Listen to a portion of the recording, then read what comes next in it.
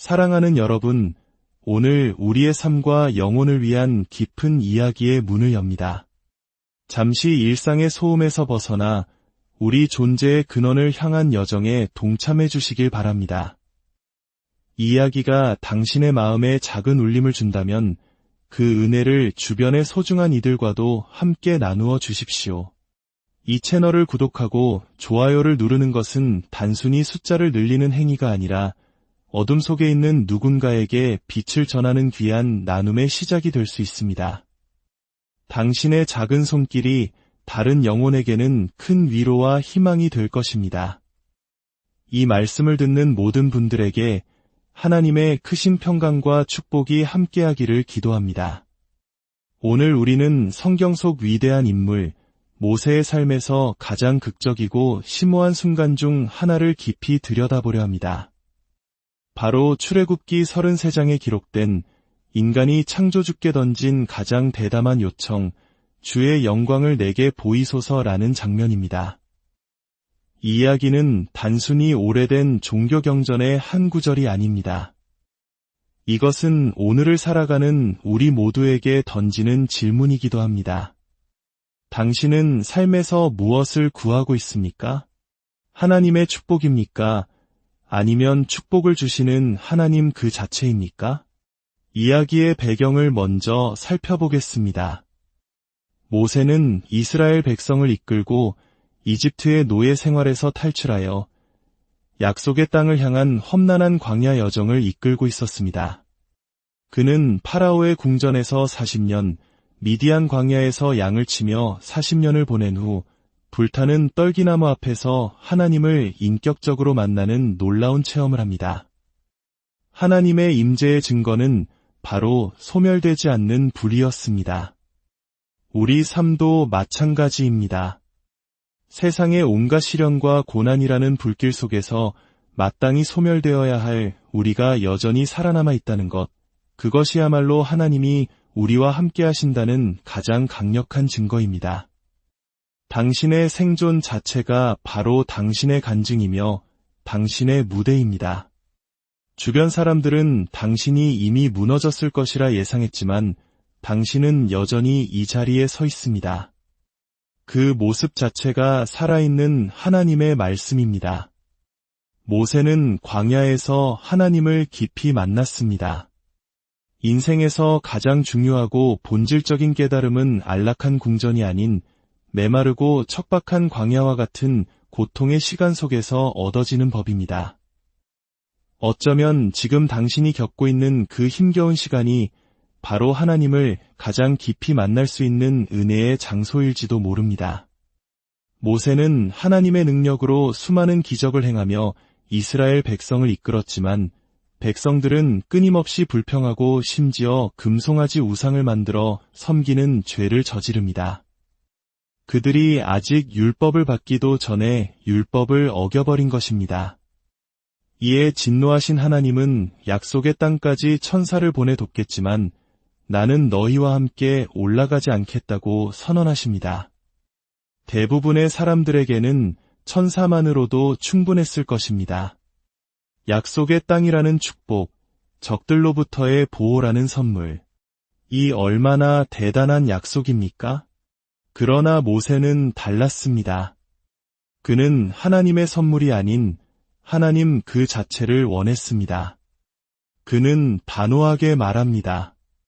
주께서 친히 가지 아니하시려거든 우리를 이곳에서 올려보내지 마옵소서. 이것이 오늘 이야기의 핵심입니다.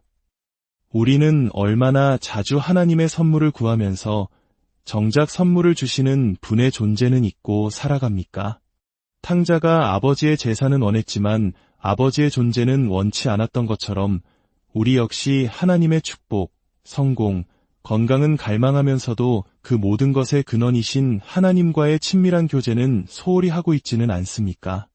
모세의 이 간절한 갈망에 하나님은 마음을 움직이십니다. 그리고 인류 역사상 가장 놀라운 비밀 중 하나를 모세에게 보여주십니다. 보라, 내 곁에 한 장소가 있으니 너는 그 반석 위에 서라. 내 곁에 한 장소. 상상해 보십시오.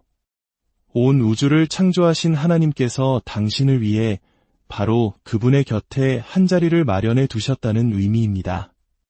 수많은 사람들이 금송아지, 즉 세상의 부와 명예를 좇아 춤을 추는 동안 하나님은 그분의 영광을 갈망하는 한 사람을 위해 특별한 자리를 예비하고 계셨습니다. 그리고 하나님은 말씀하십니다. 내 영광이 지나갈 때에 내가 너를 반석 틈에 두고 내가 지나도록 내 손으로 너를 덮었다가 손을 거두리니 내가 내 등을 볼 것이요 얼굴은 보지 못하리라. 여기서 반석은 신학적으로 예수 그리스도를 상징합니다. 죄 많은 인간이 거룩하신 하나님의 영광을 직접 보면 소멸될 수밖에 없기에 하나님은 우리를 반석의 틈, 즉 그리스도의 보호 안에 숨기시고 당신의 영광을 보여주십니다. 상처 입은 인간이 상처 입은 반석 안에서 하나님을 만나는 것입니다. 하나님은 당신의 모든 선하심이 못에 앞을 지나가게 하시겠다고 약속하십니다. 일부가 아닙니다. 전부입니다. 당신이 반석이신 그리스도 안에 거하기만 한다면 하나님은 당신의 삶에 그분의 모든 선하심이 강물처럼 흘러넘치게 하실 것입니다. 우리는 이 세상에서 반석이 필요합니다.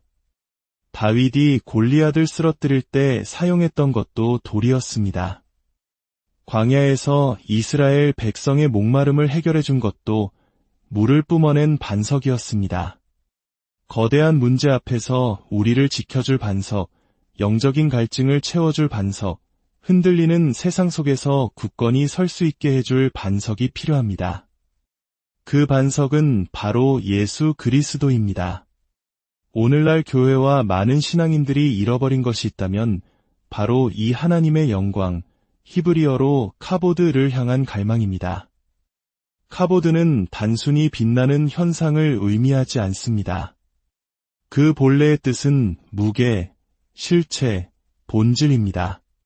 우리는 더 많은 프로그램, 더 화려한 음악, 더 세련된 건물에 집중하지만 정작 우리 삶에 무게와 실체를 더해주는 하나님의 영광, 그 카보드를 놓치고 있습니다.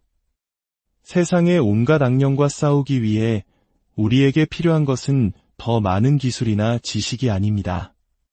우리에게는 하나님의 카보드, 즉 그분의 무게감 있는 임재가 필요합니다. 당신의 가정을, 당신의 자녀를, 당신의 직장을 지켜줄 수 있는 것은 오직 하나님의 영광뿐입니다. 모세처럼 외치십시오. 하나님, 주의 영광을 내게 보이소서. 당신의 선물이 아닌 당신 자신을 원합니다. 내 삶의 모든 영역에 아침에 눈을 뜰 때부터 밤에 잠자리에 들 때까지 당신의 영광이 함께하기를 원합니다. 하나님은 오늘도 찾고 계십니다. 온 땅을 두루 살피시며 당신의 곁에 마련된 그 빈자리를 채울 사람을 찾고 계십니다. 당신이 세상의 금송아지를 향한 춤을 멈추고 상처 입은 모습 그대로 반석의 틈으로 나아간다면 하나님은 그분의 손으로 당신을 덮으시고 그분의 모든 선하심이 당신의 삶을 지나가게 하실 것입니다. 당신의 인생이 수많은 축복으로 채워지는 것도 귀하지만 그 무엇과도 비교할 수 없는 가장 큰 축복은 바로 축복의 근원이신 하나님과 가까이 거하는 것입니다. 그분의 임재 안에는 기쁨이 충만하고 그분의 오른편에는 영원한 즐거움이 있습니다. 사랑하는 여러분, 이제 선택은 우리에게 달려 있습니다. 계속해서 세상의 것들을 좇으며 춤을 출 것인가, 아니면 모세처럼 담대하게 하나님의 영광을 구하며 그분 곁에 마련된 자리로 나아갈 것인가. 부디 오늘 이 이야기가 당신의 영혼에 깊은 울림을 주어 당신의 삶이 하나님의 선물을 넘어 하나님 그 자체를 추구하는 거룩한 여정이 되기를 간절히 기도합니다. 당신의 삶 위에, 그리고 당신이 사랑하는 모든 이들의 삶 위에 하나님의 선하심과 영광이 영원토록 함께하시기를 축원합니다.